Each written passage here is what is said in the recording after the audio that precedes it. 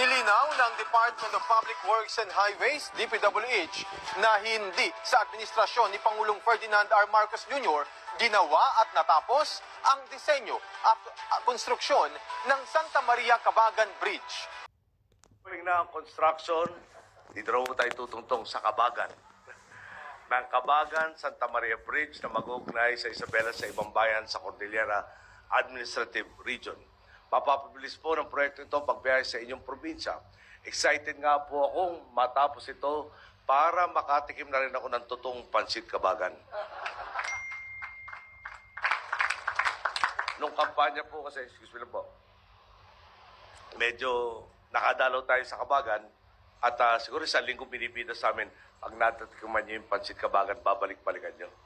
So dumating kami sa lugar, hindi naman inaasahan. Medyo nahuli kami sa pagdating. Mga 3 oras o yata kami nahuli dumating. Pagdating ng pansit, dumating ko yung pansit, tuyong-tuyo.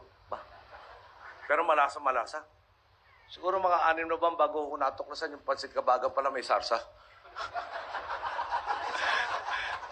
Ay, tinanong ko kung galing kayo dito, Albano ba ito? Ako, tuyo yung pansit Cabagan. Kaya, yun nga pa, paulit-ulit ininit dahil natraso kami ng pagpunta. Kaya yung dating masarsa, naging tuyot. Papalikan natin yung pagtutuyot naman mamaya.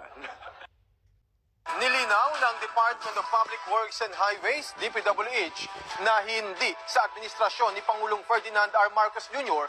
ginawa at natapos ang disenyo at konstruksyon ng Santa Maria Cabagan Bridge. May balitang pambansa si Angela Peñalosa ng Radyo Pilipinas.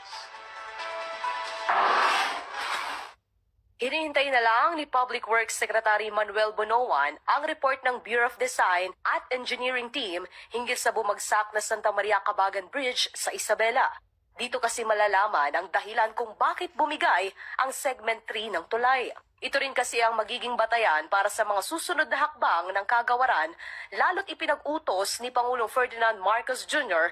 ang investigasyon sa naturang insidente. I have dispatched actually yung engineering team namin dito sa central office from the Bureau of Design at saka meron yung third-party consultant that also went there. So today they will be rendering their investigation report to me para malamin natin ang cost nito because,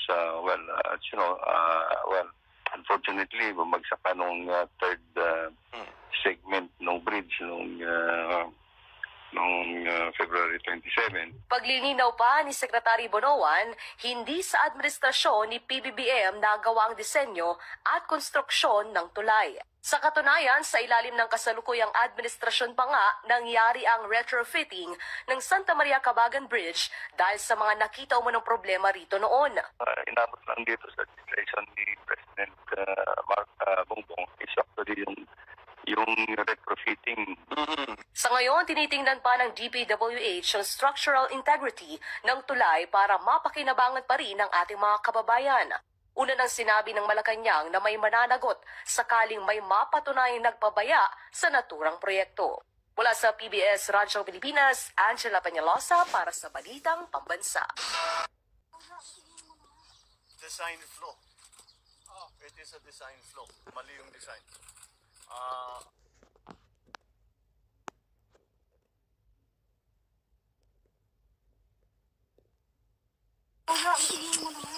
Design flow. It is a design flow. Mali yung design. Ang history kasi nito, dapat ang funding nito was supposed to be, ang project cost nito is 1.8 billion. So binawasan to under 1 billion para makamura. Ayan, inayos ngayon, ginawa ngayon yung detailed design. Design is really weak. Dahil kung tutuusin ninyo, this is supposed to be a suspension bridge, nakasabit.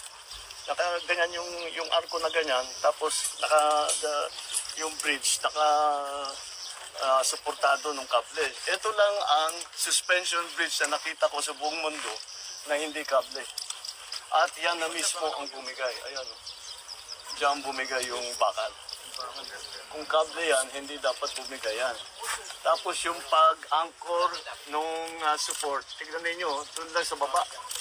dapat sa taas yan, hanggang sa taas, para hanggang sa taas, para yung buong, ito, ang nagsusupport sa kanya, yan, yung bakal na nakikita ninyo, at saka yung simento. Yan lang ang nagsusupport doon sa buong tulay. So, mahina talaga ang design dito. Hindi natin, kailangan malaking, nung una pa nga ang ginagawa ito, kasi naging umabot, 900 million natin yung original na budget, umabot ng 1.2 dahil nag-refit. Bakit nag-refit? Nung nagko-construction pa lang, may nakita na gumagalaw, na mahina. Kaya kailangan balikan at refit. So, the whole process is, okay naman, yung construction, yung contractor, sinundan naman ang plano. By the book naman yung kanyang ginawa, up to specifications yung kanilang ginawa. Yun lang, yung specifications, mali.